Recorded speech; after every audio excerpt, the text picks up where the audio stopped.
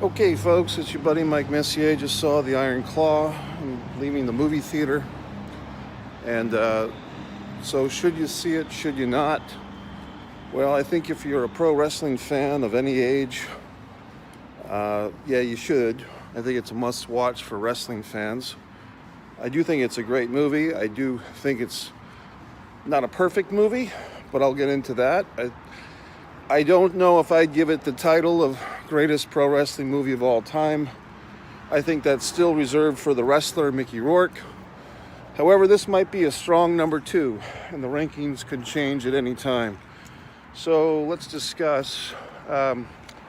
First off, I tried to stay away from a lot of pre-movie information. I saw YouTube videos comparing, or just the thumbnails comparing the actors to the actual wrestlers. I saw, spoiler by the way, I saw somebody posted something, or I did a Google search on the movie, and the thing came up. Why isn't Chris Von Erich in the Iron Claw? So I kind of had that little spoiler. I didn't follow up on that until I saw the movie, but I had that in my head going into this movie. Why isn't Chris Von Erich in the Iron Claw? Now, I didn't know if that was a fact or just some type of goofy Google thing that I got. It turned out to be accurate. In the film, The Iron Claw, the youngest brother, I guess he was the youngest brother overall, Chris Von Erich, who did wrestle, but not a whole lot. And he was at least once, on the cover of Pro Wrestling Illustrated, but he was younger than Mike by a couple of years, and he was smaller than all of them, Chris Von Erich. And I think this was like in the late 80s, early 90s. It was before the cruiserweights really was a big thing, unfortunately for Chris, because if he had come along, even 6 or 7 or 8 years later, he might have done just fine as a cruiserweight, because he did put the work into the exercise and so forth, and he seemed like he had the desire to be a wrestler like his brothers, but he didn't have the size. So sad story short, after Mike Von Erich committed suicide, which I think was in 87 or 88, Chris committed suicide, I want to say in 89 or 90, maybe 91, and Kerry was the final suicide in February of 93. Interestingly enough, just like a week before or after Andre the Giant died. I know that Kerry and Andre died within a week or two of each other. Unbelievable that Andre, just as a side note, was like 45 years old when he passed away. So about this movie, I guess I'll give the negative first. And there's not a whole lot of negative, but there is some. I feel that if you are a non-wrestling fan, or even if you're a pro wrestling fan that's not entirely familiar with this legend, the story of the Von Erichs, the tragedy, the triumphs, you might get a little bit lost. And I think it was, as a filmmaker myself, not on the level of finances of these guys who made this thing, A24. Maxwell Jacob Friedman, by the way, is executive producer. Good job, Max. But one of the executive producers. I think, spoilers, the time lapse of basically Kerry Von Erich winning the World Heavyweight title, the NWA World Heavyweight title. Then he's looking at the belt at the house. He says to Kevin, I think I'm going to go for a ride or something. We kind of cut to, him on his motorcycle going for a ride. Then the next thing you know, he's waking up in the morning, and he's got a big scar on his shoulder, and he's getting a pair of crutches, and he hobbles to the kitchen, and we see that he's missing a foot. And basically, they abridged from May of 84 to October of 86, which is 2.5 years. And you don't see the fact that Kerry, didn't hold the world title for very long because the promoters really didn't trust him. You don't see that they actually in that span of time. Somewhere in there, in '86, World Class Championship Wrestling seceded from the NWA. Yes, I know that's wrestling, but it's still a prominent thing. You don't see the complications that led to Kerry's foot being amputated, the fact that he had this motorcycle accident. Still, people don't have the story straight, exactly what happened. I wasn't there, but did he lose the foot the night of the accident? Most stories seem to think not. They think that there was complications because Kerry either walked on a bad foot in the actual hospital, or he had that one-off match with Brian Adidas at the Sportatorium when he was far too early to come back, and he re-aggravated the foot, and then they had to amputate after he had that one kind of, half comeback match. So, point is, I could have enjoyed hearing the truth for a fucking change on the whole Kerry's foot ordeal. I think this movie could have at least tried to set the record straight. But maybe the facts are so convoluted that even Kevin, who seems to be involved in this production, doesn't know the facts of his own brother's foot. I don't know. So that I didn't like. And I will say this. I do feel very mixed about the Chris Von Erich exemption. I do feel like that was kind of an avoidable creative decision. I understand fully why they did it. It's just because the story is so goddamn big that, I think they could have done something kind of nice and maybe merged the Michael and Chris and just called them like Michael Chris. If you had to get rid of the character, which I don't think you had to, I think it would have been a nice tribute to just kind of squeeze him in there as a middle name for the Michael character. If you're really going to say that this is a fictionalized version of a true story, then what the hell difference does it make if you merge Mike and Chris in some type of fashion? But if it were me, which it was not, I think I could have shoehorned Chris into this movie, and he wouldn't just be a redundant younger brother character. I think I would have made him like the fan. Like, he is the fan of the family, and he kind of, the way that I would have done the Chris Von Erich character, he's a bit younger and smaller than everybody else, so he kind of represents the fan base of the wrestling fans in Texas especially, but just in general, the wrestling fans. That's what I would have done with the Chris character.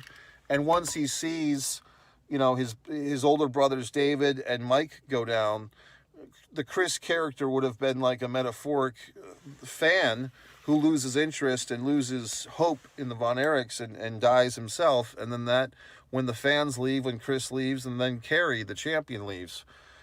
I guess we'll get into the casting. Look, this movie had a lot of things, a lot of creative challenges, and money. You just can't fix everything. I think the gentleman's name is Jeremy Allen White, if I've gotten that. I don't know if I've seen him before or not. But basically, the guy that played Kerry, I think that's a colossal challenge to play Kerry Von Erich. Also, are you going to get an awesome actor who also has the physique of Kerry Von Erich, who was about 260 pounds of solid muscle at his prime? I think that's a tough challenge. This gentleman might have been 190 pounds, maybe 200, maybe not even. He could have been 180 pounds. Looked like he's probably 5'8", 5'9" in real life. Kerry, I think, was they think they billed him as 6'2" or 6'4". Kerry was a big jock, and this gentleman is a great actor, and I would definitely see him in another movie. I feel like it's just a tough thing because, once again, you're casting, you have the people like assholes like myself are going to hold this thing to some pretty high standards. Where do you find a guy who looks like Kerry Von Erich that can also act? I do think that, I believe his name is Jeremy, had a wonderful face. His face had the sad eyes of Kerry Von Erich, so I have nothing against this gentleman's acting. Zac Efron, applause. I think Zac Efron, who seemed just to tint his hair a little bit browner as opposed to the black hair, and he got jacked up for this thing. Most people, when they saw pictures of Zac Efron for this movie, they thought he was playing Kerry. He was so big. But he was playing the central character of Kevin. And this is what our creative challenge comes. I guess to the winner goes the spoils, if you want to see it like that. But I mean, Kevin, he who lives tells the story, right? History is written by the winners, or in this case, the survivor. And the story, the central character, which to wrestling fans might be a surprise, is Kevin Von Erich, not Kerry, nobody else. Kevin is the central character, and we see basically everything from his perspective. Notably, when David passes away, we don't go over to Japan with David. We don't see Bruiser Brody and David in the hotel. We don't see Brody throwing the pills in the toilet. We just see basically Kevin coming to see his dad. His dad's very morose at the kitchen table. What's wrong, Dad? David died. What? So yeah, I did a fucking millennial fuck. Wait, what? So basically, we're seeing everything from Kevin's perspective, how he lived this thing, okay? So that being said, I do feel like the movie did quite well, and to be honest, I can see where the cost for many of these things. For instance, I thought we would have going to see a Kerry Von Erich versus Ric Flair. I believe it was May 4th, Texas Stadium match. We really didn't see it. We just saw Kerry going to the ring, and we see Doris watching at home, watching the television, very artsy, A24 here, with the ghost, I believe, of David watching from the staircase. Now, guess what, folks? I don't believe that match was shown live on television as it happened, even in Texas. So that's, once again, creative license. Okay, we get it. And I believe Doris was actually in attendance at that show because I think there was photographs of her celebrating with Fritz and Kerry and Kevin and Mike and so forth. The Lance Von Erich thing, I know Meltzer was all warm in the panties about MJF playing Lance Von Erich. They really didn't go there unless you were a wrestling fan, that happened to know that MJF was cast as Lance Von Erich. I took a bathroom break around that time, but you see Lance Von Erich, MJF wrestling, and Kevin standing on the apron waiting for the hot tag that never comes. I think they just probably had a lot of deleted scenes, so if there's ever a Blu-ray or a DVD or streaming of this thing with DVD extras, there might be some Lance Von Erich footage that was left on the cutting room floor, because we really I don't think we even hear the name Lance Von Erich. Also, as far as the actual wrestling stuff, the Fabulous Freebirds are introduced, but they're kind of skirted over. The importance of that feud, yes, I know that's just wrestling, but that importance of the heel Freebirds making the Von Erichs, I think it's a little bit skirted over. Honestly, folks, I think if I were to have made this movie, or had been a contributor, which I was not, I think it would have had another hour's worth of material, and I think the risk with that is then the happy asshole wrestling fans like us would be more happier assholes, but I don't know if the general audience could have handled it. And I don't think this movie was made for wrestling fans per se. I think it was more aiming for the mainstream fan, but I think this is where this movie might have a marketing issue, or even if it's looking for Oscars, which I feel that it is, because it's released for Christmas week. The biggest quandary this movie has, and I'm not saying a wrestling movie, but this movie has this quandary. Unless you're a pro wrestling fan, you're going to be missing some stuff, because you're not going to know what the fuck's going on with Kerry's foot. That's a big one. I don't think most people are going to catch on, unless they're familiar with the Von Erich story, that when he goes out for the motorcycle ride, that he has an accident, he loses his foot, and it's kind of up in the air whether it's kind of Fritz's fault or not. And we're just missing some stuff. We're missing some key scenes, I think. I think there's too, and I don't know if it's a financial issue, if just shooting a very complicated missing foot fucking motorcycle accident, if that was just too expensive. But I do feel like we could have spent 10 minutes registering that. I feel like we kind of missed out. If they filmed it and didn't put in the movie, or in this version of it at least, I think that's kind of a shame. I think some people, you might lose some fucking people. I'm just telling you. And I think for the hardcore wrestling fan like myself, they're going to say, you shoulda, you shoulda, you shoulda, you shoulda. You're never going to hear the fucking end of it. That all being said, it's an awesome movie. It really is. And I give credit to Zac Efron. I'm not against Zac Efron. I have no hashtag for Zac Efron either way. But I definitely feel that this is the best fucking Zac Efron acting or movie I've seen. So applause, Zac. I think, as far as like oh my God, the Ric Flair thing, mixed feelings. I think the guy who played Ric Flair did his absolute best. I think he had fun with it. I just feel that Flair character, he's kind of taking stuff from like the 82 Flair with the fucking sport coat, into the 85, 86 Flair, and then like kind of the 98 Flair, where he's like taking off, he's taking off his shoe. It was kind of all over the place, and the guy had a really kind of bizarro Flair look. I think that's a tough role to fill once again. I thought the guy did, I don't think he did bad. I just think I would have loved to have seen if they had auditioned other guys to play Flair. I don't know. Don't ask me who I would have cast instead. I would have, to be honest, I was hoping that my buddy there, Pillman Jr., would have applied for this thing on time, because I think he could have pulled off Flair, or somebody. Giff Garrison might have done a fucking good Flair. I don't know. I just don't know. Maybe MJF. I don't see why the fuck. Maybe they should have cast MJF as Flair. That might have been good. This guy looked more like an actor than a wrestler, but I thought he was all right. Interestingly, an NWA guy, Silas, I think is his name, did a pretty inspired Buddy Jack Roberts. Terry Bam Bam Gordy. I've seen that guy wrestle. He did a really nice Terry Gordy. And I think if you're looking for emulation of actual wrestlers, the standout to me is the guy that played Harley Race. I don't know if that guy's like an independent wrestler or an actor or a combination, but the gentleman who played Harley Race I thought was fantastic. I think I sent my buddy there, Anderson, not Arn Anderson, but a wrestler named Anderson. I think I sent him the information. I thought he might play a good Harley. But this guy who played Harley he had a great face for Harley Race. I don't know if he got that fucking tattoo, like that military tattoo that Harley Race had.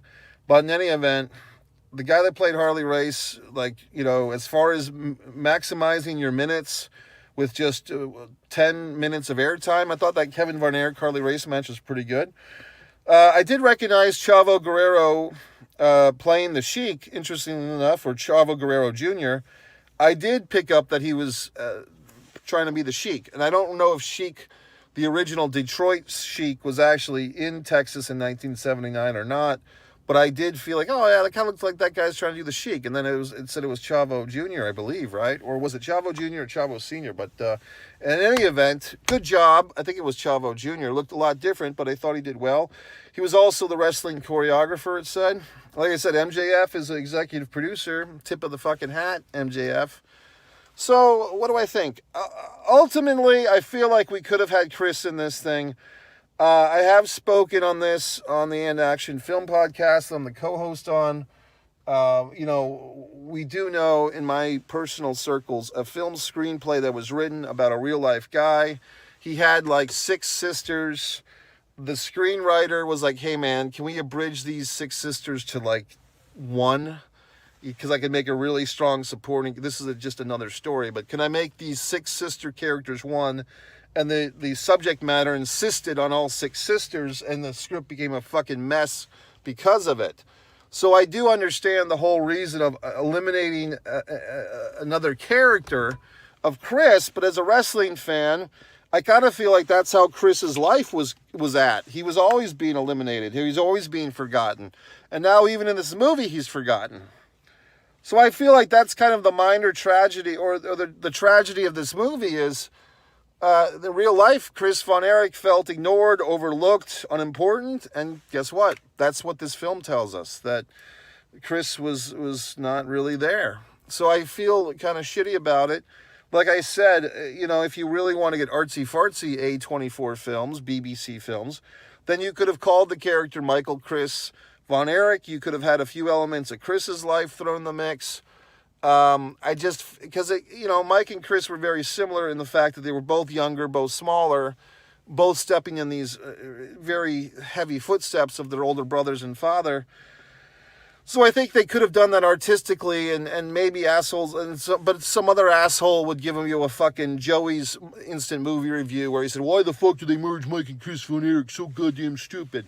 So anyway, folks, wrapping this goddamn thing up, I'm going to give this probably 4.5 out of 5, 4.25 out of 5 stars. If you're a wrestling fan, go see it. If you're not a wrestling fan, go see it. Somebody said it's the feel-bad movie of the season. I don't know about that. I feel pretty good about it. I'm just, as a longtime wrestling fan, we've been waiting for this one, and we got it. We always wanted a goddamn Von Erich movie. Now we got the Iron Claw. So I say they took a tough subject matter and did the very best they could. MikeMessier.com. Buy my books, Fight or Play Basketball, Distance from Avalon, One Man and a Camera Films to see my movie. Next time, cast